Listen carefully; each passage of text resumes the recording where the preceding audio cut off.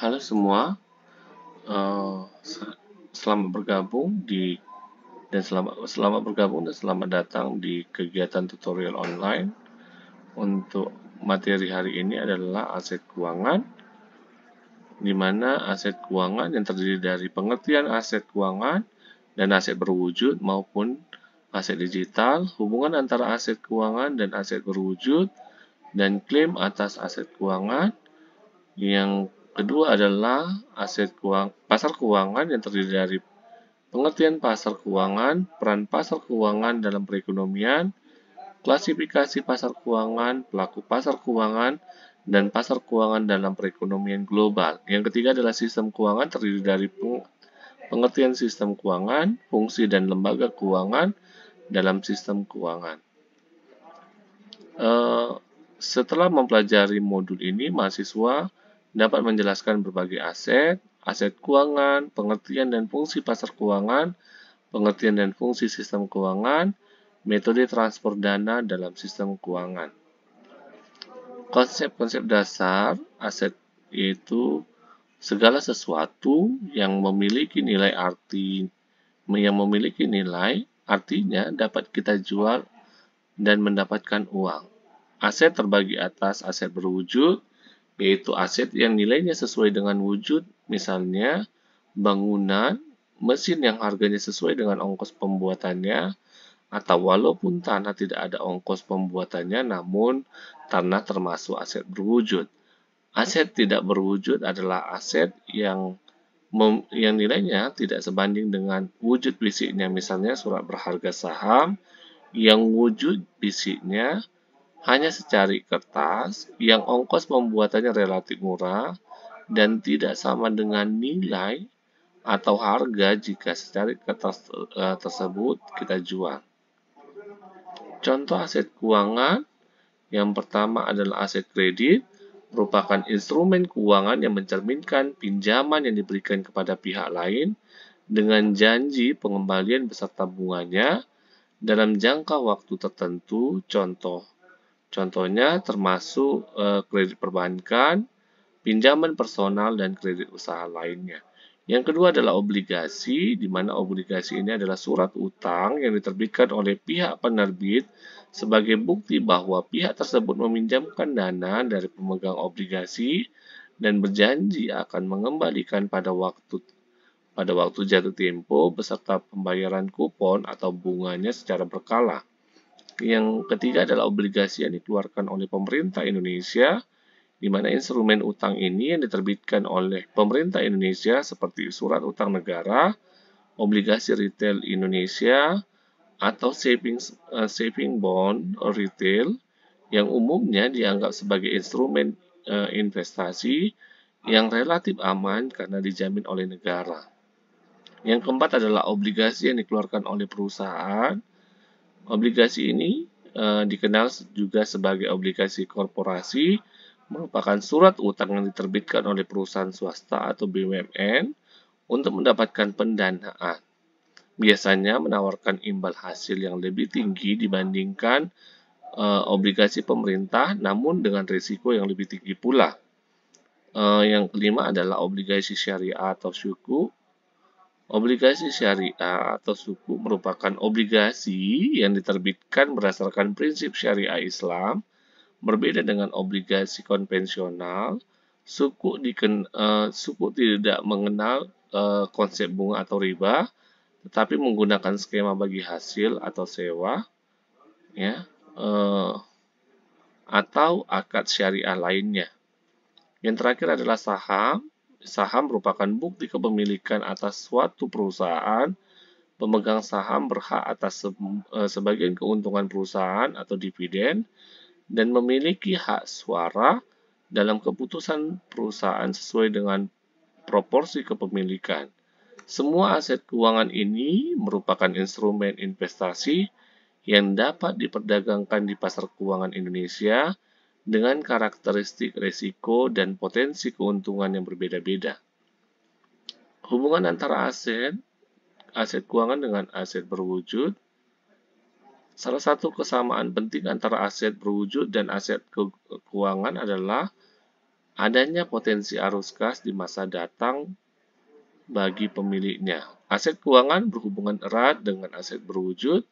Dalam operasional bisnis, kadang-kadang untuk membiayai pengadaan aset berwujud dilakukan dengan menerbitkan aset keuangan. Klaim atas aset keuangan. Klaim adalah hak yang harus diterima oleh pemegang aset keuangan tersebut. Yang pertama adalah hutang bank. Hutang bank yang dikeluarkan oleh bank dalam hal ini bank adalah pemberi pinjaman sehingga pihak peminjam uang harus membayar bunga beserta cicilan pokok pinjaman setiap kali pembayarannya selama waktu yang telah disepakati. Yang kedua adalah obligasi baik pemerintah atau perusahaan adalah surat berharga yang menunjukkan pengakuan atas hutang. Yang ketiga adalah saham, adalah surat berharga yang menunjukkan kepemilikan, artinya bahwa pemegang saham tersebut memiliki perusahaan yang besarnya tergantung dari besarnya bagian saham yang dimilikinya. Risiko aset keuangan, yang pertama adalah risiko daya beli, purchasing power risk. Ya, risiko ini ditimbulkan karena adanya inflasi sehingga risiko ini disebut dengan inflation risk. Yang kedua adalah risiko ketidakmampuan emiten atau peminjam untuk membayar kewajibannya yang disebut dengan risiko kredit atau credit risk dan risiko kelalaian atau default risk. Yang ketiga adalah risiko nilai tukar atau foreign exchange risk. Risiko ini timbul jika berinvestasi pada mata uang asing. Aset keuangan, fungsi aset keuangan yang pertama adalah mengalihkan dana dari mereka yang kelebihan dana kepada pihak yang memerlukan dana untuk berinvestasi dalam bentuk aset berwujud. Yang kedua, mengalihkan dana dengan cara sedemikian rupa sehingga risiko yang tidak dapat dihindarkan dalam arus kas yang dihasilkan aset berwujud dapat dialihkan atau dibagikan antara mereka yang membutuhkan dana dan mereka yang menyediakan dana. Pasar keuangan, pengertian pasar keuangan adalah mekanisme pasar yang memungkinkan bagi seorang atau korporasi dengan mudah dapat melakukan transaksi penjualan dan pembelian dalam bentuk sekuritas keuangan seperti saham dan obligasi. Dalam sekuritas komoditas dimungkinkan dapat melakukan pembelian dan penjualan awal atas produk-produk sumber alam seperti produk pertanian dan pertambangan dan lain sebagainya. Peran pasar keuangan yang pertama adalah fungsi harga. Pasar keuangan berperan dalam proses pembentukan harga aset keuangan melalui mekanisme permintaan dan penawaran. Ketika banyak investor ingin membeli suatu aset keuangan, harganya akan cenderung naik dan sebaliknya. Yang kedua adalah fungsi likuiditas. Pasar keuangan menyediakan mekanisme bagi investor untuk mengubah aset keuangan menjadi uang tunai dengan cepat dan biaya transaksi yang minimal. Fungsi meminimumkan biaya. Pasar keuangan membantu mengurangi biaya-biaya yang terkait dengan transaksi keuangan melalui mengurangi biaya pencarian antara pihak yang membutuhkan dana dengan pihak yang memiliki kelebihan dana dan juga meminimalkan biaya transaksi melalui standarisasi kontrak dan efisiensi proses. Dan selanjutnya adalah memungkinkan diversifikasi risiko yang lebih efisien.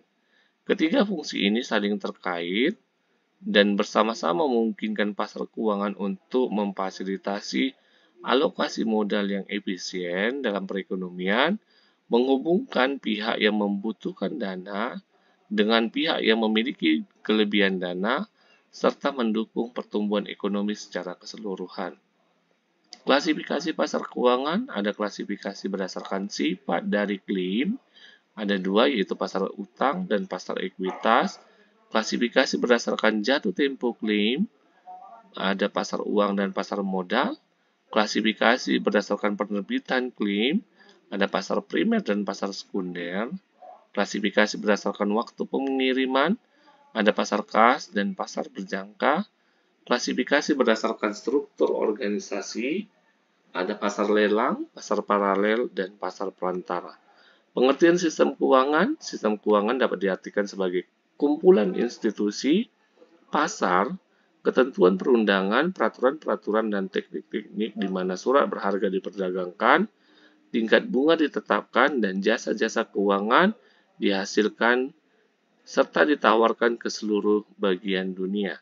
Sistem keuangan secara prinsip diartikan sebagai kumpulan pasar, institusi, peraturan, dan teknik di mana surat berharga diperdagangkan, tingkat suku bunga ditentukan, jasa keuangan dihasilkan, dan ditawarkan ke seluruh dunia.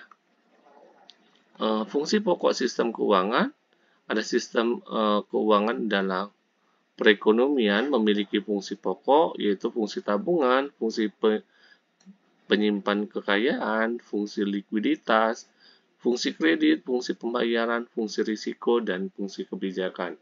Dan faktor yang menyebabkan meningkatnya peran lembaga keuangan karena meningkatnya pendapatan masyarakat, perkembangan industri dan teknologi, denominasi instrumen keuangan, skala ekonomi dan produk jasa, jasa likuiditas, keuntungan jangka panjang, dan risiko yang lebih kecil.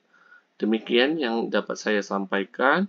Semangat, tetap semangat, dan sukses selalu.